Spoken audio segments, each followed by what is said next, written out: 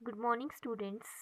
In our last lecture, we discussed about cell.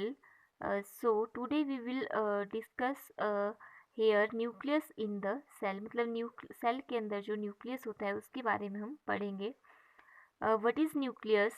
It is most important part of cell which direct and controls all the cellular function. Nucleus as a cell organelle was first described by Robert Brown as early as 1831. जब हमने cell के बारे में पढ़ा था उसमें भी हमने पढ़ा था कि जो न्यूक्लियस है उसको रॉबर्ट ब्राउन ने जो है डिस्कवर किया था. और कब डिस्कवर किया था? 1831 में. Some mature cell even lack nucleus.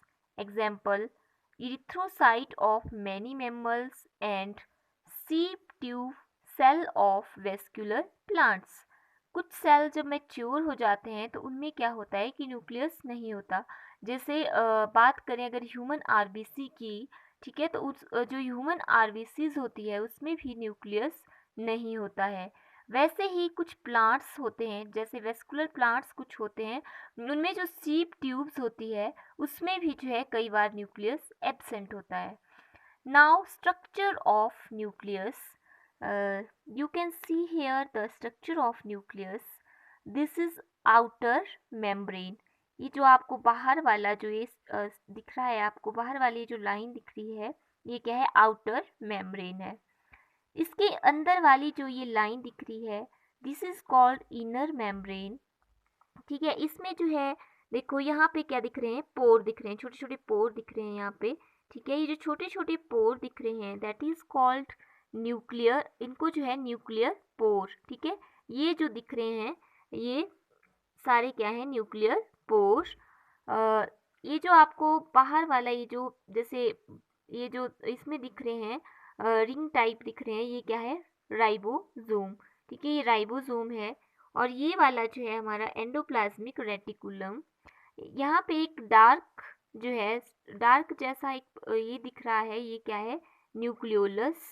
इसको न्यूक्लियोलस बोलते हैं. और ये जो हमारी आउटर मेम्ब्रेन और जो इनर मेम्ब्रेन है इसके बीच में जो है एक स्पेस दिख रहा है. दिस स्पेस को जो है space is called perinuclear. This space is called perinuclear space. ठीक है, the space between outer membrane. ठीक है, this outer membrane and inner membrane, इसके बीच में जो स्पेस दिख रहा है that is called perinuclear space. ये क्या है? Intra nuclear chromatin. ये जो हमें स्ट्रक्चर दिख रहा है इसके जो बाहर वाला जो लाइन दिख रही है ये क्या है? Intra nuclear chromatin. तो ये जो है न्यूक्लियस का स्ट्रक्चर है. देखते हैं न्यूक्लियर मेम्ब्रेन. न्यूक्लियर मेम्ब्रेन और nuclear envelope consist of two parallel membrane with a space called perinuclear space. ठीक है, यहाँ पे हमने बात करी न्यूक्लियर मेम्ब्रेन में जो है हमारे पास जो है दो मेम्ब्रेन है, आउटर मेम्ब्रेन और इनर मेम्ब्रेन. तो इन दोनों के बीच में क्या है? हमें स्पेस दिख रहा है. ये वाला जो स्पेस दिख रहा है ये क्या है? पेरीन्यूक्लियर स्पेस है. Outer membrane continues with endoplasmic reticulum and also bear ribosome on it. ठीक है, ये जो आप यहाँ पे देख सकते हैं ये जो आउटर मेम्ब्रेन है, ठीक है, ये आउटर मेम्ब्रेन है, ये सारी बाहर वाली. इसमें क्या है?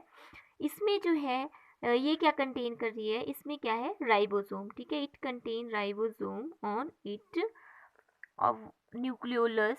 It is a conspicuous darkly stained spherical body found in nucleoplasm. nucleolus क्या है? यहाँ पे हम देख सकते हैं nucleolus क्या है? ये darkly stained spherical body found in nucleoplasm. ठीक है, ये nucleolus है. तो ये क्या है? डार्क दिख रहा है ना हमें, डार्क जैसा कलर यहाँ पे न्यूक्लियोलस का. और ये न्यूक्लियोप्लाज्म में पाया जाता है. So what is nucleoplasm? It is transparent homogeneous semi fluid ground substance present inside the nuclear membrane. ठीक है, न्यूक्लियोप्लाज्म कहाँ पे पाया जाता है? Inside the nuclear membrane. Now nuclear matrix. It is a fine it is a fine network of proteinous fibrils that transverse the whole nucleus. ठीक है, ये क्या है, न्यूक्लियर मैट्रिक्स।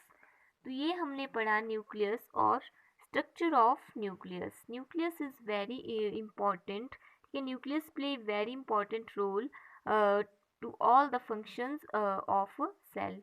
ये जो है सेल में जो है इसका बहुत इंपॉर्टेंट रोल है न्यूक्लियस का। So okay students, thank you.